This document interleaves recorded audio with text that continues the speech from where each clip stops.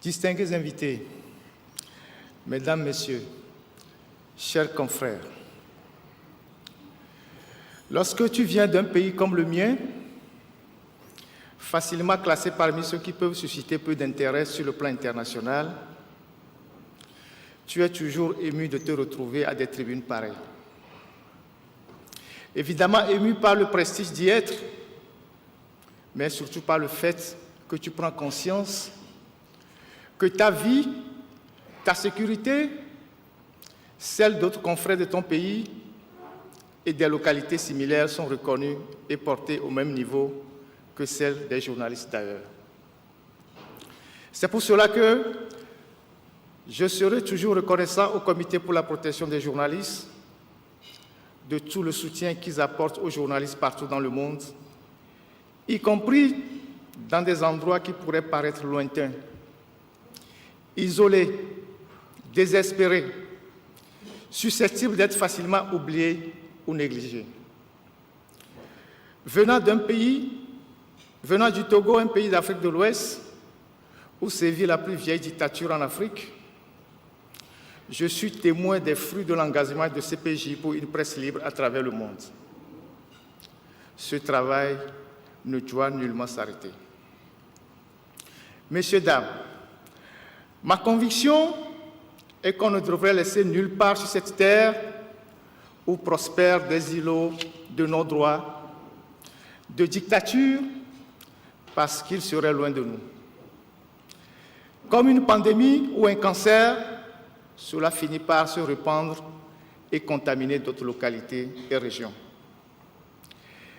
Ayant inauguré les coups d'État en Afrique dès 1963, 3 ans après son indépendance, le pouvoir au Togo est devenu aujourd'hui l'allié principal des régimes militaires liberticides qui foisonnent désormais en Afrique. Le régime transforme le pays en un bastion régional des propagandistes géopolitiques et des manipulations de masse avec des discours dits panafricains pendant qu'il étouffe toute divergence et les médias indépendants sur son territoire. Je voudrais également envoyer un message de solidarité à tous les journalistes indépendants du Togo qui travaillent dans des conditions assez difficiles. Je pense en ce moment aux 2 confrères, Loïc Lawson et Anani Sossou, actuellement en détention. Ils ont été mis en prison cette semaine. Qu'ils reçoivent ici mon soutien. Depuis cette tribune, je voudrais avoir une pensée particulière pour les membres de ma rédaction. Ils sont aujourd'hui sans travail, parce que les 2 premiers responsables, le rédacteur en chef et moi-même le directeur, nous sommes contraints en exil, avec pour conséquence la suspension de nos parutions. D'ici, je voudrais saluer particulièrement la mémoire d'un confrère, frère et co-détenu, Joël Ega. Lui et moi avons été injustement arrêtés, jetés en prison en 2021 sous le fallacieux prétexte d'outrage à des autorités. Ces dernières ont mobilisé l'appareil judiciaire pour nous anéantir. Après des semaines passées avec moi en détention, Joël Ega est brusquement décédé le 9 mars 2022 dans des conditions assez troubles. Je m'incline ici devant sa mémoire et je renouvelle mes pensées à sa famille.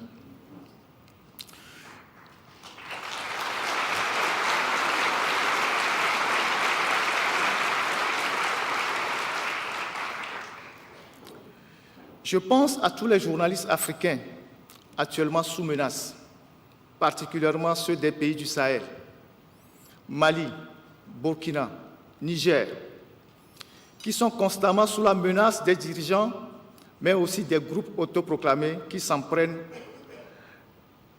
à toute voix qui ne reprend pas le narratif des régimes militaires. Comment oublier notre confrère Stanis Boujakera Tiamala, privé de liberté depuis plusieurs semaines en République démocratique du Congo? Eux tous ont besoin de notre soutien dans une région où la situation sécuritaire se dégrade continuellement. Je ne peux finir sans avoir une pensée profonde pour tous les journalistes tués depuis le 7 octobre au Moyen-Orient. Enfin, permettez-moi d'avoir une pensée pour mon épouse et mes 3 enfants qui sont encore au pays et qui, eux, continuent de faire l'objet de harcèlement quotidien. Je pense fortement à eux. Toutes ces choses que nous subissons sont destinées à nous faire baisser les bras. Non, nous ne devons pas abandonner et nous n'abandonnerons pas. Je vous remercie.